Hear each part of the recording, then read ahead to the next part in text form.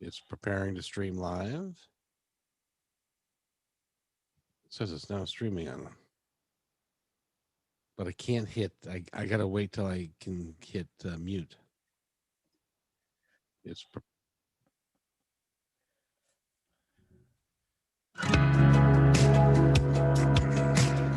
This is Coryelle Kramer, communicator for animals. Would you like to? This is. hold on. I gotta do this first, or it ain't gonna work out the way we want it to. So I do that, and then I do this.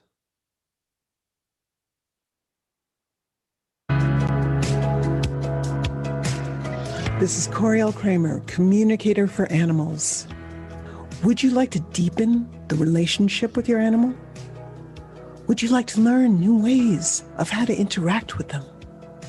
Talk to them, touch them, get to know them on a level unlike anything you've experienced before? Then join me as we explore the animal prints.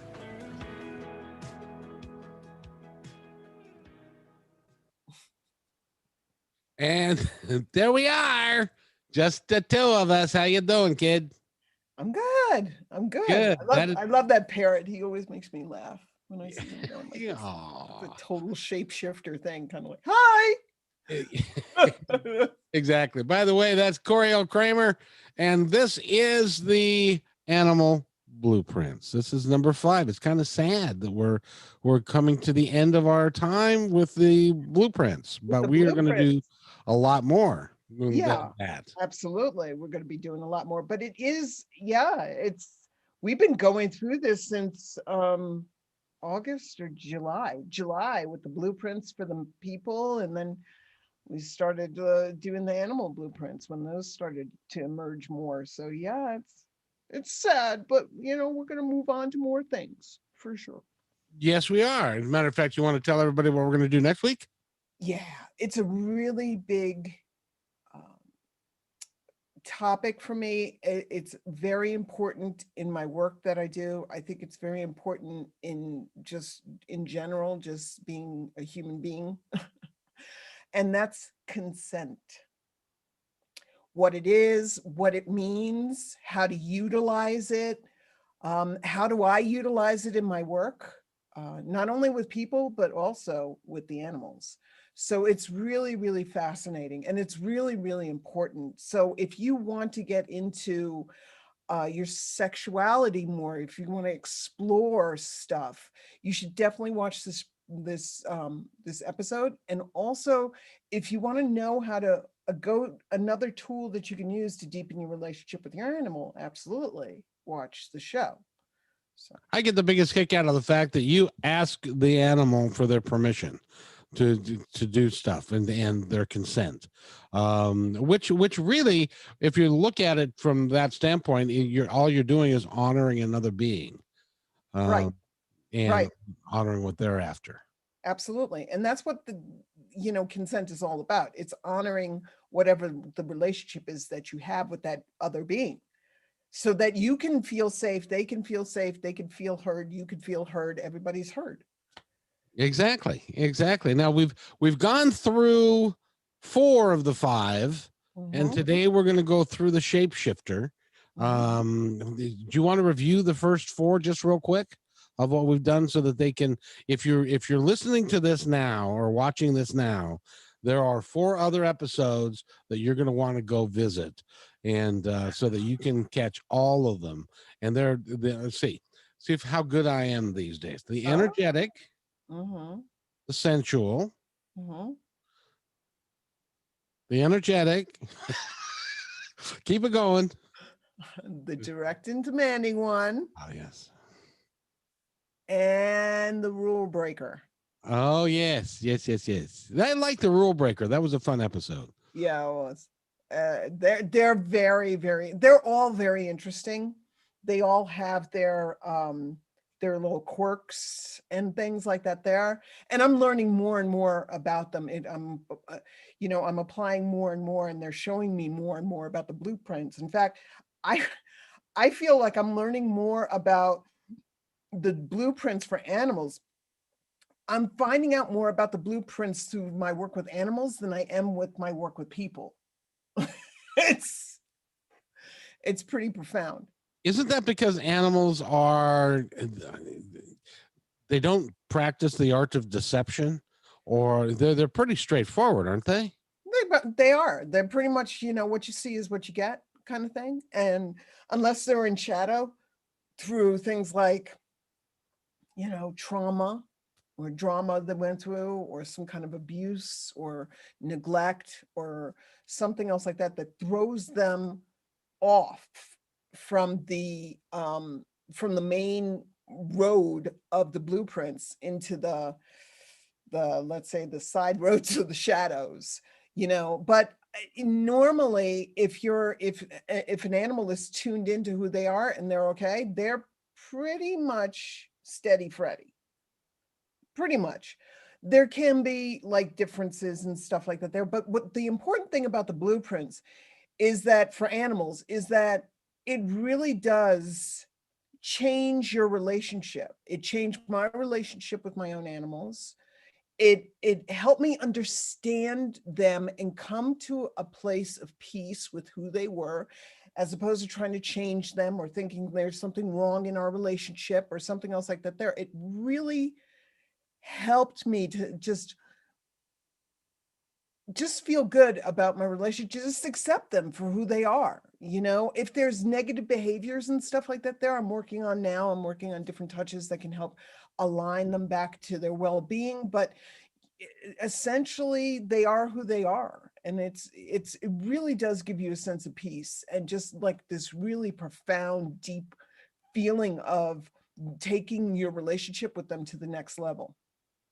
It must be, thinking about an animal that is born, they're 8 weeks old, they go into an abusive situation. Like there was a story up here the other day about a hoarder that had like 24 cats, and the cats were not being well taken care of and all that. When they're a couple years old and they've been through that, and all they know is abuse and neglect, how do you work with them so that they understand that not all human beings are pieces of shit and will hurt them? Animals are incredibly resourceful. Okay. There that does not mean to say that there aren't animals that get stuck in a rut, just like humans do. But they want to line up with their stream of well-being faster. And again, I tell people, if you really want to know about all these phrases I'm using, stream of well-being and life purposes and soul plans and life plans and all these other kind of subjects, you should really check out the Animal Experience Show on Facebook, because I did over 60 videos on different subjects that I learned from the animals. So if you really want to know about the stream of well-being, if you really want to know about how animals see something called the law of attraction and what that is, which is really important to them, I would go to the Facebook Animal Experience Show and just check it out. Just see if you like some of the videos, watch some of them. They've been viewed all over the world. I've gotten reviews from people from as far off as Australia and New Zealand. So it's pretty cool that they're, influencing people all over the world. But in a nutshell, what it is that when an animal normally, because they're so resilient, they want to get back into their stream of well-being, and they don't normally get really caught up in their past. They don't do what humans do. They don't let their past define them.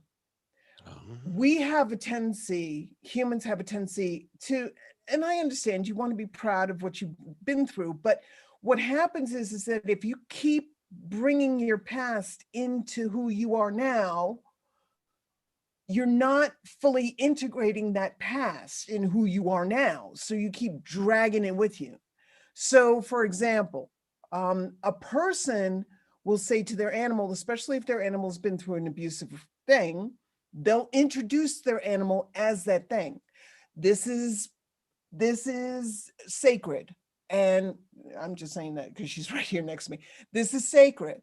And sacred was abused. She was left out in the cold for 27 weeks long, and she had to forage for everything. And she had to, and she was beaten and she was kicked. Now, what happens in that mentality is that whether you're aware of it or not, you're telepathic and you're sending that memory back to that animal every single time. And there's a lot of the times I connect to animals and they're just like, please tell my person I love them dearly, but to please not let my past define me. I'm trying to move on and they keep dragging me back. Gotcha. Makes sense. So what happens is that I mean, you wouldn't do that with your kid. You wouldn't say to one kid, this is my kid Amelia. She was kicked when she was 2 and she was, abused and this and that, like that there. So don't do it with your animal. So what it is that when an animal comes from a severe abuse, there can be a lot of things going on. They could be stuck in that PTSD. They can be reliving that in dreams or some other time when their conscious mind is not, in the driver's seat. They can have unwanted behaviors, pooping, peeing, scratching, aggression. They can be biting people, scratching people, going after the mailman, things like that there, because they're reliving that and they're trying to get that aggression out. So, I mean, there's a whole myriad of ways that animals can have negative patterns from being abused. So what I do is first I get to the heart of the matter, but I try to get to the heart of the matter. I don't go diving deep into it first and foremost, because it's kind of like, I put it akin to this. It's kind of like going to a party and having somebody come up to you and say, hi, my name is Bob. What was your childhood like? And it's like, dude, I don't know you. Can we build up to that a little bit before you just start going for the jugular? It's, you would just run the other way. So what I do, huh? Oh yeah. Yes. Yeah. It's like, I don't know you. Shut up. Leave me I don't know alone. you. I don't know you. What are you kidding? Get away from me. So I don't go straight for the jugular. I do want to get to the heart of the matter when I can, but in their time. So I ask permission. I make sure that they want to go ahead and go through with it. I let them know who I am and what I'm trying to do for them. I get a sense for if they want to open up, I let them open up, but I let them open up in their own time. And then once I find out what's going on, then I'm able to get a sense for how we're gonna help this, whether it's CBD oil, whether it's flower essences, whether it's a certain kind of chakra touch, whether it's the blueprint touches, the animal blueprint touches, whether it's the animal blueprint phrases and words I give their people, whether it's just sending them energy, to help them process this and go through this. There's a whole array of ways that I use. It depends on the animal, the person, and the situation. I customize it for them. And then there's a lot of the times that animals, once they find their doorway out, they don't go back in a lot of the times. A lot of times they keep moving forward. Now, it might not be as fast as we would like, but they do want to keep moving forward because they want to feel better and get back into their stream of well-being, their flow of well-being, their flow of happiness and joy and love and unconditional love. So usually animals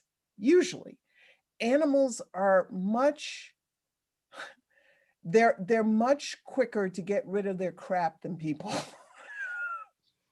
So it's like they're living they're living in the now, whereas we tend to live in. I'll give you an example. My mother-in-law was adopted.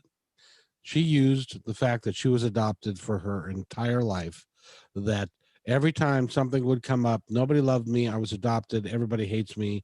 I don't have any friends. Don't have any friends Yeah. because I was adopted. And that became the centerpiece of her entire life, and really ruined her a chance for happiness, Right. because that was just, it ruined it. So, but animals live here today. They don't worry about what happened. They worry about what's happening now. Is that more Unless they're accurate? stuck in a PTSD situation, post-traumatic stress disorder, yes, they can have it where they keep reliving the things in flashbacks and they never feel like they're secure and they're ungrounded, or something else like that. There, animals, but the majority of animals don't want their past to define them. In fact, it's the way that I live my life. I really let go. I've been through a lot of stuff. I've been through darkness. I've been through alcoholism. I've been through drug abuse. I've been through anorexia, bulimia. I've been through self-hate. I've been through suicidal thoughts. But I don't talk a lot about that. I don't, because I've integrated it into who I am right now. I've kind of cleaned it up where it's like, yeah, I went through that, but it made me a stronger person. I'm absolutely stronger than I am before. But I don't call myself a anorexia survivor. Because what it is that it's not that it's not that it's bad. It's just that you got to understand that, just think about it. Think about what this is. What does this mean to you? It means that I survived this. Okay. But are you integrating that and moving from that? Or Right. is it keeping you in a pattern and a vibration of, I went through this and it could happen again? It's kind of like what AAA does. Rather, Oh, yeah. I know lots of guys and lots of gals that have been through that program, and it helped them immensely. But down the road, rather than going to a meeting and saying, "Hi, I'm Kevin and I'm an alcoholic," they want to get past that. It's like, okay, I'm done with that portion of it. And they want to get past it. Now, is that true? Just, that's just an aside. You've got this grin on your face like you're going to shoot me now. No, no. We might get some uh interesting emails from people in AA and NA. I am, and this might be a new show. um, I I am a proponent of a huge working on yourself and going through. I'm a huge supporter of AA and NA, huge supporter. Okay. I spent almost close to 20 years in the program, Wow. and I'm really grateful for it. It gave me a foundation of serious spirituality where I was able to find my self-worth. I did a lot of work on myself. I didn't just sit back. Okay. I worked the work and talked the talk and worked the work. Okay. I did everything. Tried to do everything. So I was very much into AA. And then I came to a point in my life, and again, I say this is only for me. I'm not saying this is for everyone in AA, okay? But I came to a point in my life where I had to see myself as somebody who is healed Correct. and not broken. I kept, every single time I kept having to say, I'm sick, I'm disease. It's a disease. I have a disease. It got to the point where it's like, I have to, my inner being was like screaming at me, Coryelle, you have to move on from this. And I made the decision in 2009 to step away from the program, because but I really made sure, how is my spirituality?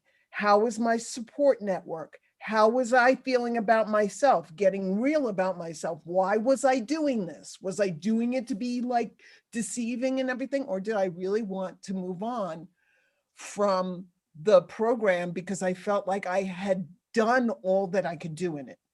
And my answer was, I've done all that I could do in it. So I moved away from it. So I haven't been in the program, and I drink normally.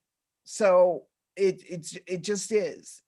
I know it's not for everybody, but I think it's, you got to do the work. You got to really self-examine, and you got to get real with yourself, and you can't fake yourself, and you can't bullshit yourself. That's what my opinion is on it. Well, and if you've got an email, you can send them to me. Don't bother Coryelle with them. Well, okay, let's talk about shapeshifter, shall we? Yep. What is a shapeshifter? So a shapeshifter, just like in the erotic blueprints for people, in the animal blueprints for animals, they are a combination, a little bit of a smorgasbord, kind of like a buffet, a little bit of every blueprint. So they're a combination of all the animal blueprints rolled into one huge personality. Because they have the energetic, the sensual, the direct and demanding, the rule breaker, because they have all those other fours mixed up in it, and the shapeshifter themselves, who is the shapeshifter animal is, or the shapeshifter personality is a being that is constantly evolving, constantly changing, constantly wanting to be more, wanting to be bigger, wanting to be, have more adventure, more. I want more. I want more excitement. They've got a huge personality in that they're extremely friendly. They love to play and play almost endlessly. Okay. They could go on forever. They're super fun to be around. Okay. They really are. But because there are so many all rolled up into one, and you can have them 1 minute they're energetic, so they're going through the energetic stuff, they're going through the sensual stuff, they're going through the rule breaker stuff, they're going through the direct and mending stuff, they're going through the shapeshifter stuff. They're on a daily basis, in, out, in, out, in, out. They're very creative. They're a very complex, creative creature. And I don't mean creature by, animals. I mean, I would call a person a creature too. The shapeshifter person is a creature that we're constantly, and I'm a shapeshifter myself, we're constantly evolving from 1 minute to the next. You don't know what you're going to get. Now that can make a lot of fun. Okay. That could be a lot of fun, but not everybody wants a being in their lives who they never know what they're going to get. And I don't mean like 1 minute they're going to be ripping their head off and all this kind of stuff. What I am saying is that you're just always wondering what's going to happen next. How is this animal going to react to this and all this kind of stuff. So you, as their person, my clients who have shapeshifter animals, I tell them you have to get creative to interact with them. They like variety. Okay. So you don't want to keep on giving them the same dog food over and over. Switch it up a little bit with a little bit of different canned dog food and stuff like that. There, how you play with them, you want to switch it up a little bit. You don't want to always do the shapeshifter animal is not the frisbee always throwing, ball throwing always animal. 1 minute it's the ball, next minute it might be some other toy, it might be a stuffed animal, it might be something else that they're like that there. So they like variety. So they're very, very interesting. So they can be, I challenge my clients with shapeshifter animals to kind of like think outside the box, kind of like the rule breaker. They are kind of like the rule breaker, but they're kind of like the rule breaker is at a 5 on the scale, and the shapeshifter is like Spinal Tap. They're cranked up to 11. Crank them up to 11. They love it a lot of the time. So and a lot of times it's fun for us to have an 11 if we're in the mood to have an 11. But if it's 3:00 in the morning and they decide that they want to be energetic and stuff, it can be a problem. it can be, okay, but if again, I think what it is that with the shapeshifter, because they're almost boundaryless, I guess, is that a word? I don't know, it's a word now.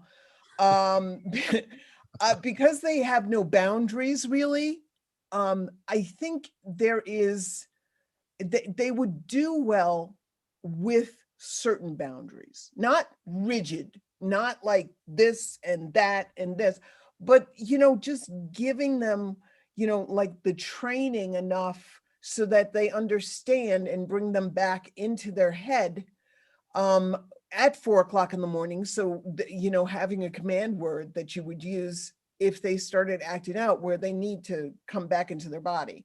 So there's little tips and tricks I do with my clients that show you how to kind of like live with your shapeshifter animal, embrace your shapeshifter animal, not try to change your shapeshifter animal, but to also kind of help give them guides, to living their life better with you, so that everybody again feels like they're not being put upon, but they're still being honored. And the shapeshifter is, because they are any one of them at the same time, you have to pay attention to them a little bit more, don't you? You do. They do. So that's kind of like some of the shadows that I wanted to talk about. So because they're all blueprints rolled up into one, plus the shapeshifter, which is all in of itself somebody who's a being, a personality that's constantly shifting. They can have the shadows also of one or more of the blueprints. So if they can be an energetic, sensual, and rule breaker shadow.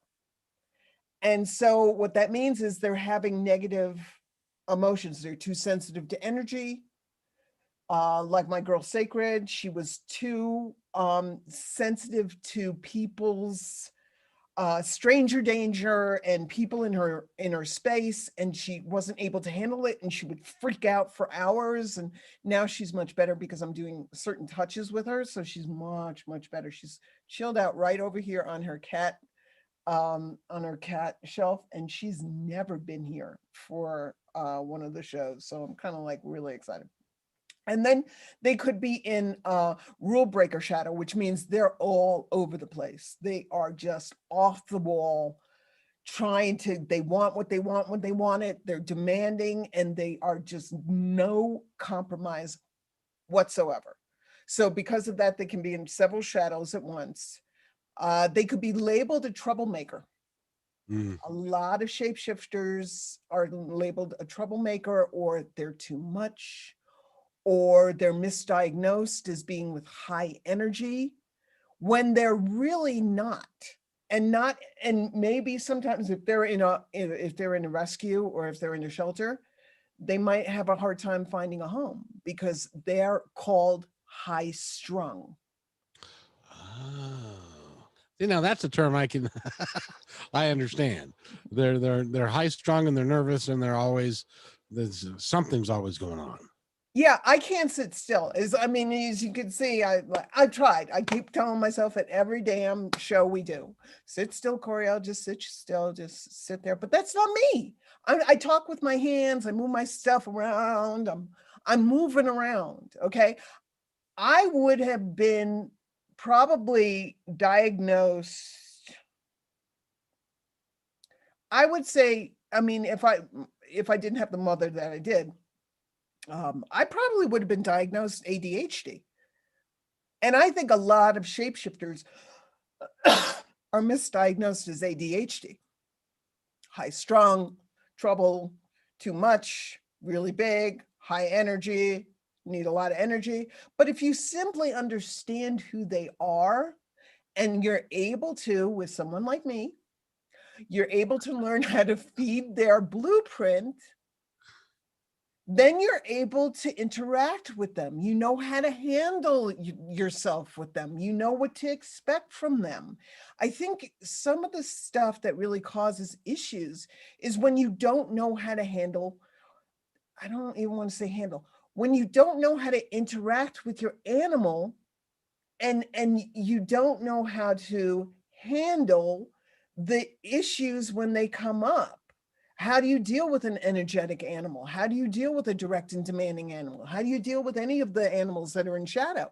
How do you deal with them? That's what my work is all about, is teaching you how to interact with your animal so that this is not a surprise, so that you're able to understand, okay, I get it. This is this coming up, and this is what I need to do. Maybe I'll try the touches, maybe I'll try the words, maybe I'll try the music, because each blueprint has music that they like. I just discovered that with one of my clients today. She wrote on my Facebook page that she's trying with my with my help, my suggestion, she's trying different music with her animal. So classical, she tried classical, then she's trying soft rock today, and she's noticing that there is a difference when they're playing different musics for their different blueprint animals. So it's really fascinating. So because of the energy of the music. Because of the energy of the music. I'm not saying anything, I'm just using this as an extreme because this is the most extreme I can think of right now. Death metal. If you're not into death metal, it's gonna make you feel like you're listening to your nails on a chalkboard. It's not your thing. I love listening to a variety of music. I have playlists on Spotify that people were like, what? But I have Arabic jazz music. I have I believe it's the African guitar, and I'm going to call it wrong, but it's really beautiful music. I have raga music. I have Arabic music. I have jazz. I have free jazz. I have bop. I have lo-fi vibe music. I have all different kinds of music because you seem like a rock and roll kind of gal, though. I have rock and roll too. But the problem with the rock and roll is that, I don't want to listen to it all the time. And I always wondered, what's the matter with me? Why am I always needing, well, now I'm a shapeshifter. I know I'm a shapeshifter, so that makes total and complete sense. I'm not listening to the same music every single day. It's different. It changes. And it's really receptive. It's really interesting to see how the animals react to it. My girl Sacred is not too crazy into Metallica. She's not. Okay. My boy Tyler doesn't care. All right. He doesn't really care. I do know though, when I do there's some of the binaural beats, which are the vibration, the megahertz, blah, blah, blah, blah, blah, blah, blah, blah, or blah, blah, blah, blah, blah, blah, blah. You'll hear that. There are certain ones that I'll start to see their ears turning, and I know that might not be so good for them, so we might want to 86 that. But it's interesting in that you can really see where music plays a part. So yes, music can be a big tool with working with your animals, especially if you got a shapeshifter. Interesting. So if you've got a shapeshifter, what do you do? If you don't want a shapeshifter, you can't get them out of it, can you? No, you can't. I wouldn't do it. I wouldn't try it. It would be asking you to get out of your personality, to stop whatever that personality is and just stop it. I can't stop being a shapeshifter. I tried. I would put myself in a box. I think because I think really, actually, when I think back on it, I think my time in AA, even though I didn't know about being a shapeshifter, I think my time in AA really helped me embrace that part of me. Whereas before, I was trying to put myself in a box. I was trying to tone myself down. I'm too much. So I would never ask an animal to stop it. If you don't want a shapeshifter animal, then you might want to find them a home. Because here's the thing, it really and truly, would you want to spend your life with somebody who you're not really jiving with? No, you wouldn't. So it's okay as long as you don't throw them out on the street, or you don't put them in a kill shelter. I mean, be responsible enough to find them their shapeshifter person, or maybe their rule breaker person, or maybe somebody else like that there. But no, you gotta, if you have a shapeshifter and you don't want a shapeshifter, then you need to be responsible enough to say, I need to find this animal a home, because I'm not jiving with their personality. Now, as they get older, because animals obviously have got a shorter lifespan than us. Does a shapeshifter do they modify their behavior as they get a little bit older, or is it presented in a different way? They can, okay, but they're still a shapeshifter. It depends on the individual. They might rev up. Some people who, when they hit like 75, they're just like balls to the wall. I'm going out. I'm doing my thing. I'm joining a nudist colony. I'm taking, intuitive art classes. I'm parasailing. I'm scuba diving. It depends on the human being. And then there's some people that tone down themselves a little bit. You can't rely on that. You can't hope to, and why would you? Oh my God, my 2-year-old dog, well, maybe she'll tone down in 10 years. You really? Instead of maybe just saying to yourself, something, maybe I need to start thinking about doing what's best for my animal. And if I don't feel like what's best for my animal is me, then I will find him or her another home. There was times, and I talked about this, there were times with Tau, my orange ginger, he was stressing my last nerve because he's a rule breaker and he's a direct and demanding one. It's a combination that's very interesting, especially, when you're not popping pills. But Well, see, he's isn't that how you, when you were younger, how, because you're a shapeshifter and stuff, isn't that how you modified your behavior, was medicating yourself? yeah, Yeah. yeah, And absolutely. you can't medicate yourself anymore because you have embraced the fact of who you really are. Absolutely. No, I love that. I can't. I'm not turning it down anymore. I'm not turning it out anymore. And that's why it's like, for me, I do possibility calls with people. Intake calls is what you call them. But the possibility call is to see if I jive with you and if you jive with me, because I might be a lot for you. I'm up in your face. I do celebrations with my clients. I'm like, I get up, we're dancing. I'm like, come on, let's dance. Yes, celebrate that. I might be too much for you. You might need somebody who's a little less, and that's cool. That's okay. I try, but I get a feel for you during my my possibility calls, and it's a great way for me to get a sense for you and you get a sense for me. So Well, but in this case, there just ain't nobody else out there that's doing what you're doing, especially with the animals. So if you've got an animal issue and you really need to solve it, this is one of the few people on the planet who can really help you and get through it at a deep level. thank you. Thank you. Because That's when you're talking about all of it, you're talking about their emotional well-being, their physical well-being, their mental well-being, and getting them, the human in us, to understand those things in our animals so that we can understand who they are and relate to them better, and then they can relate to us. absolutely. Yes.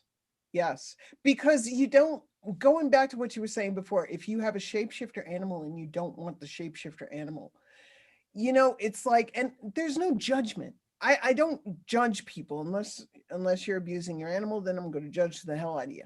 Okay. Going to judge the hell out of you. Okay. And I'm going to scruff you.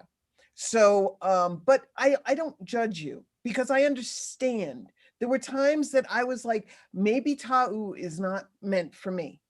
Maybe he's meant for somebody else who can appreciate and see his greatness and just say, holy crap, this cat is freaking amazing.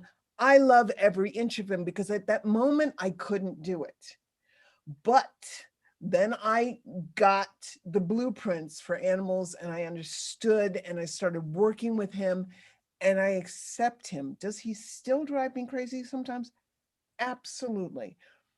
But I'm able to have a more of an understanding with him. I understand when he gets triggered. I understand how a little bit I'm working on now with different touches. I'm working on how to de-trigger them before they, explode into the direct and demanding, I want, kind of like thing. And here's the thing. If you a lot of the times the shapeshifter animals, because they're not understood, the way people deal with them is they use tranquilizers on them Oh, to tone them down. I've heard of that. Yeah. And that, that's because, and that's why I think that's why I think this work I'm doing is so important, because if you can understand this, if I can get this idea, maybe to veterinarians, maybe to rescue organizations, maybe to shelters, they can then understand this is a shapeshifter animal. I don't need to tranquilize them. I can get them to the right person. This will give you the roadmap to putting the right people with the right animals and the right animals with the right people so that they can benefit the most from it. That's why I love this work. If I can get this work out, that's what I'm hoping, getting this work out so that I can transform the way people are interacting with their animals, and people are sending animals and seeing their animals and getting their animals. And it's blowing my mind how this is transforming.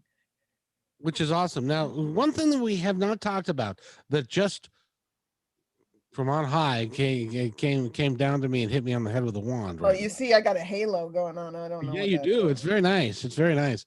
Um, and but when we're talking about the 5 different blueprints, and we're talking about our animals, and we're talking about discipline, how do you handle what some people would call discipline on how to get their animals to behave? How do you handle? Do you discipline? Do you advocate disciplining your animal, or how do you make that work? I don't advocate. Look, I understand. Okay. I understand some things. Okay. There were times that I literally just tossed, I didn't toss them. I just told Tao, you got to go outside. I need a timeout. I need a timeout. I need a break. Okay. And that helped me to reground and recenter because it was too much. It was just too much. I couldn't handle it and I felt overwhelmed. I understand feeling overwhelmed. The first thing that I would say is that stepping away from whatever the situation is. Maybe going to take a ride, take a walk, take a breather, go outside, reground. Then there's different ways. I'm still working on how to, it's still being honed, but there's different ways to discipline your animal without disciplining your animal. So there could be, training that you can do, word commands that you can do. One of my clients, my current client, does nose touch therapy. So what happens is that when his dog is acting up, he says touch, and the dog's got to stop what they're doing, come over to them, touch their hand, and then usually it helps them readjust. It's very hard. It's very hard. Okay, even for me, it's very hard to get through to an animal, just like a person, when they're triggered. When they're triggered, they're off to the races.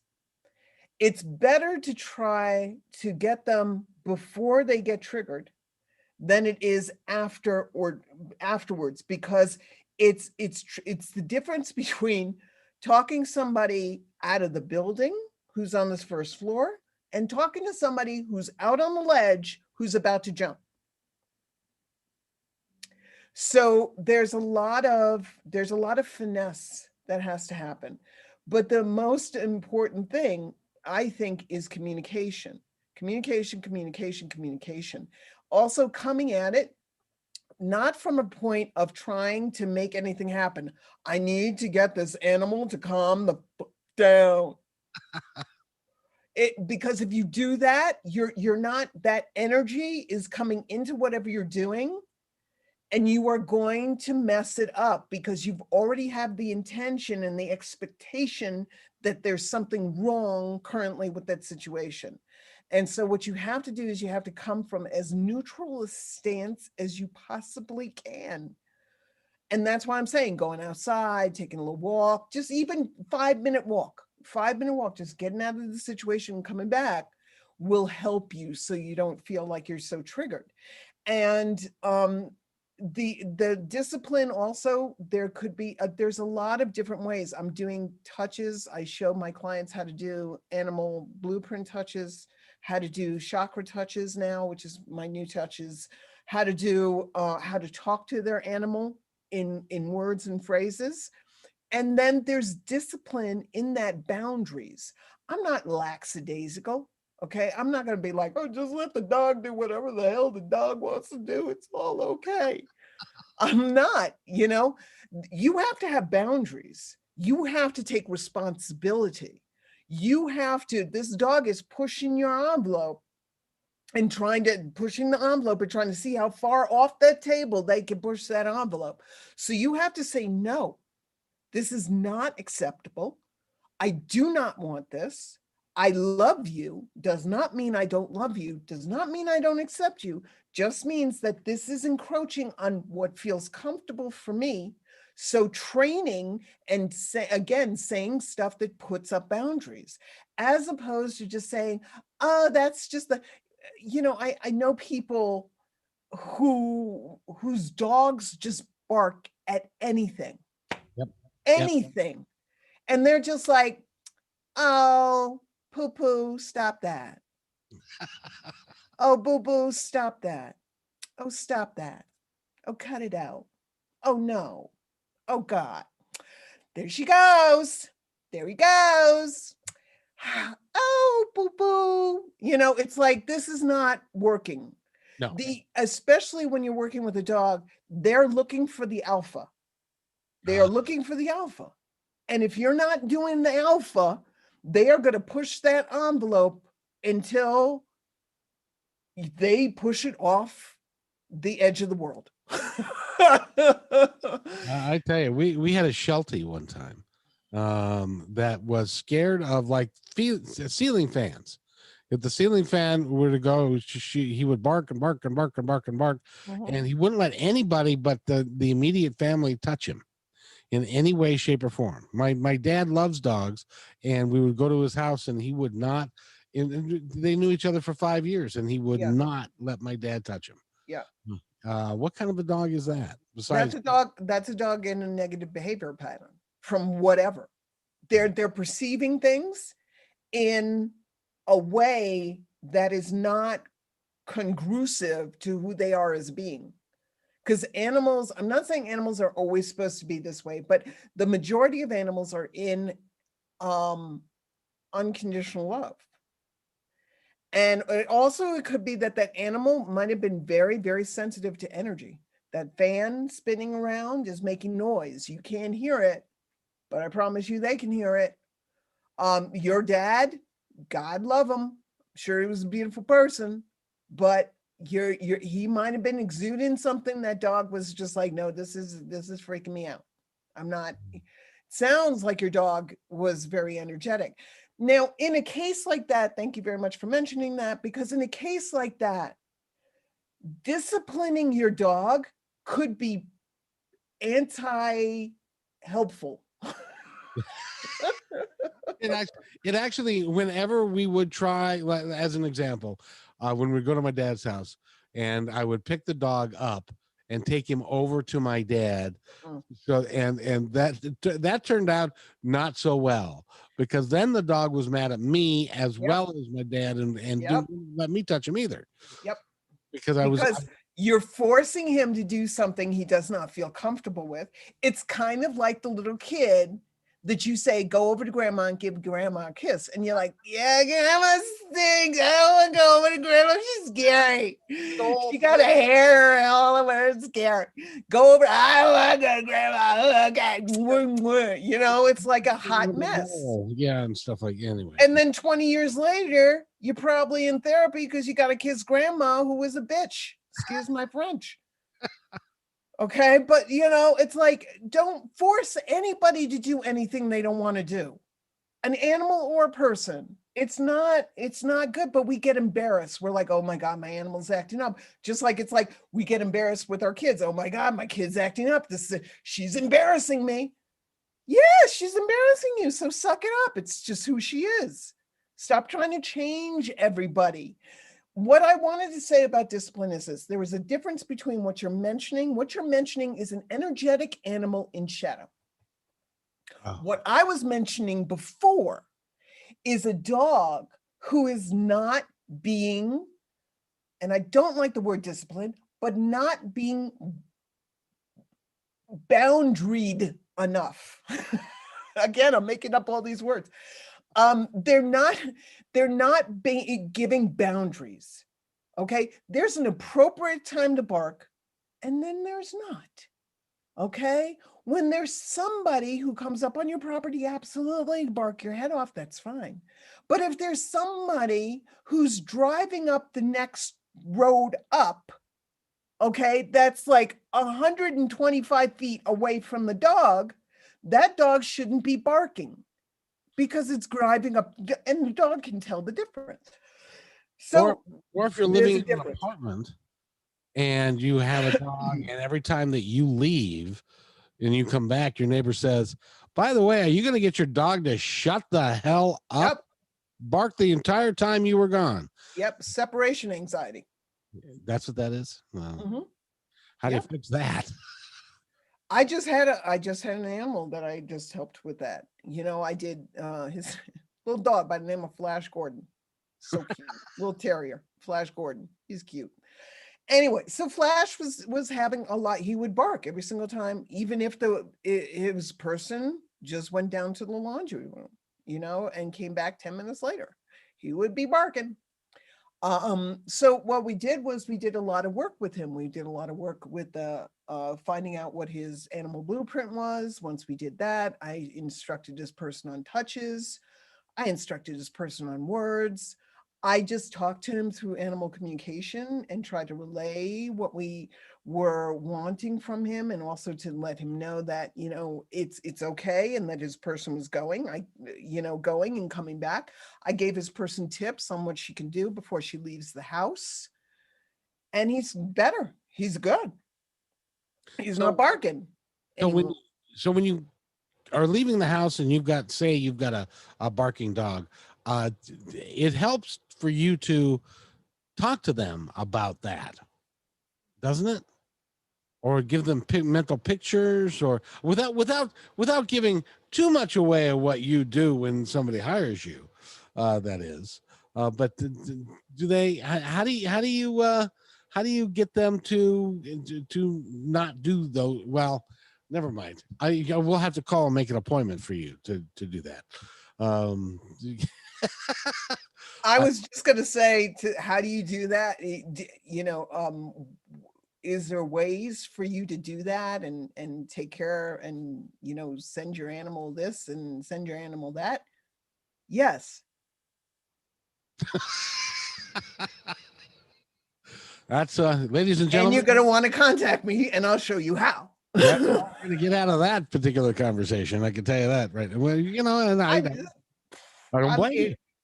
I don't blame you. It's an art form what you do as to being able to, number one, identify, because we just thought this little dog, this little shelter that we had, we just thought it was a neurotic mess. And neurotic mess. That's right. A neurotic, high-strung mess. Yes. So he might have been an energetic shapeshifter, you know, and it's like, and when I say energetic shapeshifter, what you need to understand is whatever I put ahead of that is their core blueprint. So that means that's what drives them a lot of the time. So he's an energetic shapeshifter is somebody or a being that is very tuned to energy of people, places, and things. Okay. And because of that, then they got the shapeshifter on top of it, which is they got a little bit of the sensual, they got a little bit of this, they got a little bit of that, they got a little bit of this. So they're dealing with a lot. They're not just dealing with one blueprint, they're dealing with 4 other blueprints, 5 altogether. It can be a lot. It can be very overwhelming for an animal, especially if they don't know how to take care of themselves and they get swept up in the energy at any given moment. So, so when you're having a conversation, I hope this doesn't ask for too much information, but when you're having a conversation with the dog and you're saying, listen, you can't bark all the time, and they say, well, I do that because, does it ever feel like they're justifying their actions in what they are doing? Like saying, I bark all the time because it makes me feel better and I want to be heard. And do you ever get communications like that? Yes. Yes. And that's when I go, yes. And that's when I go deeper and I try to reach a compromise. I'm the mediator. I'm a communicator, mediator, speaker. So I do all this. My goal is to have both sides seen, heard, expressing their feelings, and come to a mutual understanding. Because as I said before in the beginning of this series, it's not always about the animal. When I work with a person, they have to be willing to change as well. All the people in the house, because I might be getting that, I'm working with the person and the animal because it's a relationship. It's not just the animal's fault.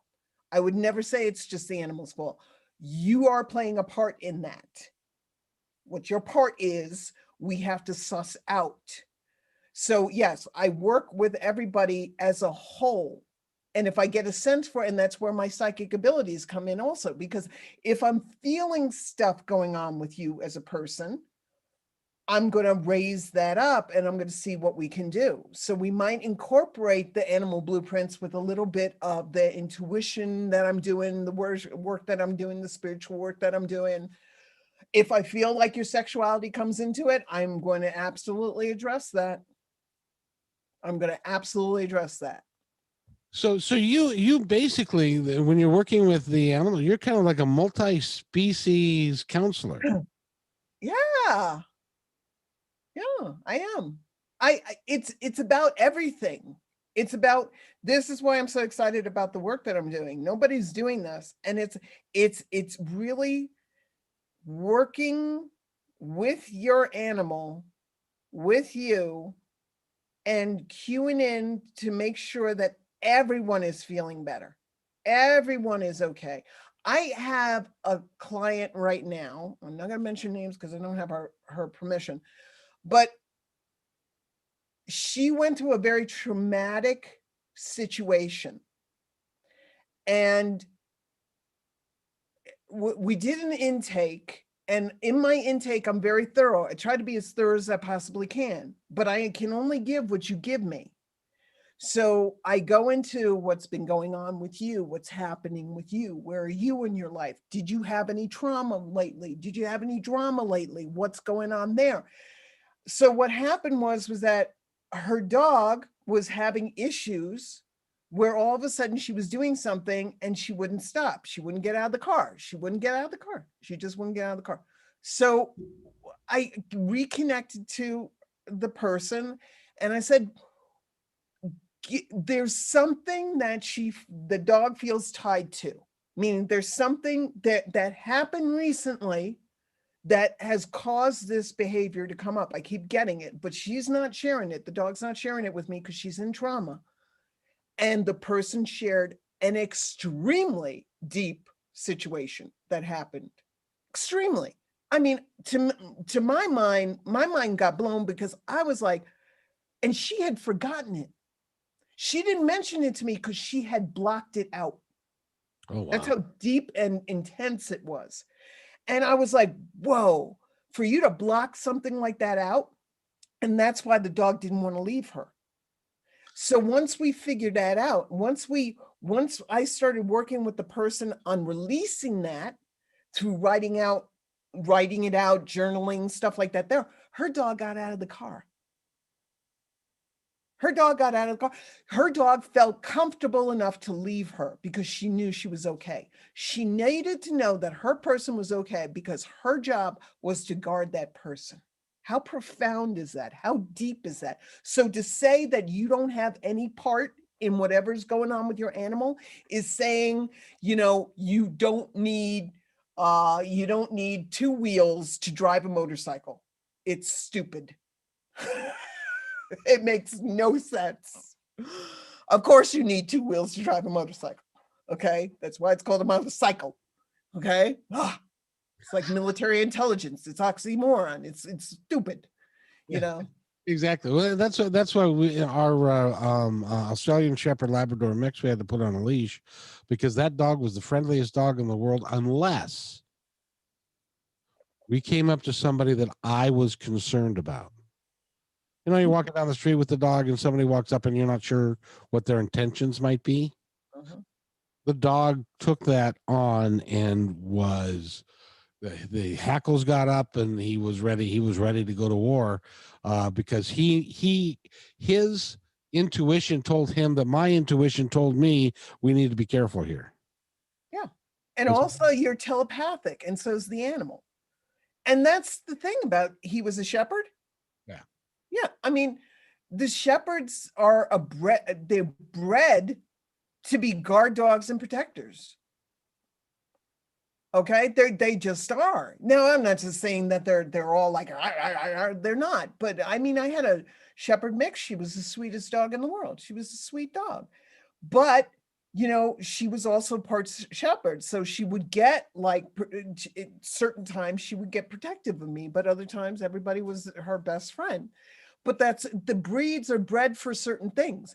I can't change a Jack Russell Terrier and make them into, and I'm going to say the word again, Labradoodle. They're not, the Labradoodles lay back. They're just like chill. They're like, all right, or a lab. A lab is like, chill, whatever, dude. I can't make a Jack Russell into a Labrador. It's not going to work. A Jack Russell is bred to be high energy, to be like, let's go, let's do, let's go, let's do, let's have fun, let's do it. They're also bred to be, sniff hounds. So they're very into smells. I can't breed an animal out of their breed. But if they're having negative behavior patterns, if they're needing to do something, or they need to reconnect to their positive behavior patterns, meaning if a Jack Russell who is usually a pretty friendly dog, if he's going after everybody, that I can help with. But I can't make a Jack Russell into a Labradoodle. And I wouldn't want to. Again, it's crazy. These hours go so incredibly fast. They do. They really do. And I have enjoyed all of these. So if you're listening now, you need to go back and review 1 through 5. This is the 5th one, the shapeshifter. I would recommend highly that you start at the first one, and which is the energetic, I believe is what we did first, and move forward from there. And no, the first one was the direct and demanding one. Oh, that's right. Okay. Do all 5 of them in order, because there's a lot of information there that you'll get. And then the bottom line here is you need to call Coryelle, and you do that by doing what? Go to my website. It's my name. So it's Coryelle. You see my name under here, over there. So it's CoryelleKramer.com. And there are 2 different actually, there are 3 different kinds of intake forms. One is for people and working with people. One is working with people and their animals. And one is for the soul piece paintings that I do. So fill out whichever one you want, please, as completely as possible, because I use that information to really see if you're serious about wanting to work with me. And then I look at the form, and then I contact you and let you know if we're gonna do a possibility call. That sounds and it sounds wonderful what you do. And if you are a human that it wants to explore your relationship with other humans, you can give her a call and she can talk to you about the erotic blueprints. If you want to explore the relationship with your animal, then it's the animal blueprints.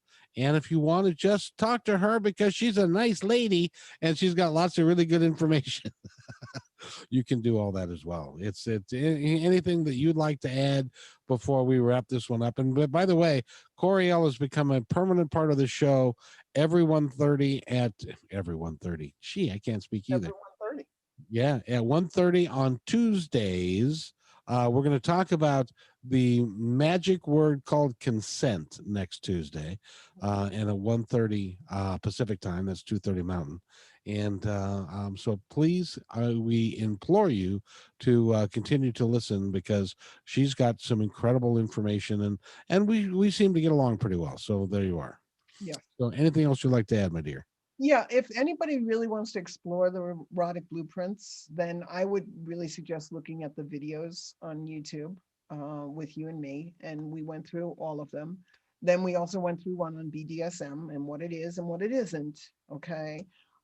So there, it's really important to look at those, and then you can contact me through the website, any of the forms on the website. And yeah, it's been a joy. Kevin, thank you so much for giving the animal blueprints a platform for me to perform on. I love dogs. I love cats. I want them to have the best life possible, and to give and do what they're designed to do, which is to give back love unconditionally to us. And if you don't understand your animal, if they don't understand you, it's impossible for that connection to be made.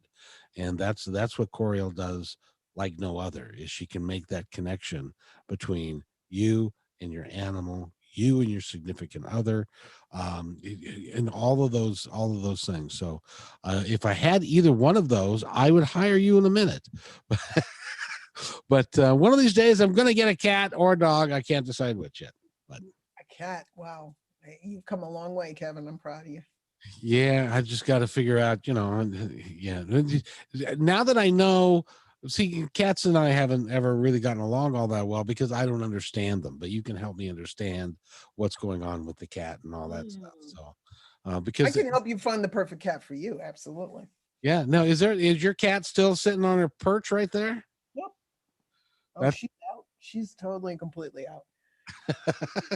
She's knocked out. so she is completely relaxed and is just loving life, living large.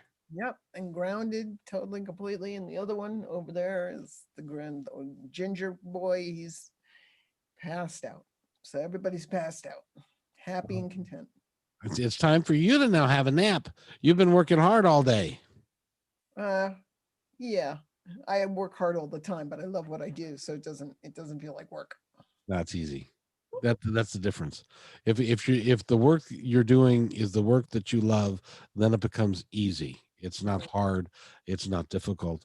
And that's, in my mind, that's the key to everything. If it's easy, if you perceive it as being easy, then you will be successful because it's easy. Mm-hmm. So there. That's my advice for today. Coryelle Kramer is right there. Go to CoryelleKramer.com. Get all the information about her. And I appreciate you guys. And we'll be back next week on Tuesday, 1:30. Hey, and thanks for listening to this episode all the way to the end. Hey, pretty cool. Hey, don't forget to follow us so you can receive regular updates and new posts. And remember, take care of each other because each other's all we've got. See you next time on My Independence Report.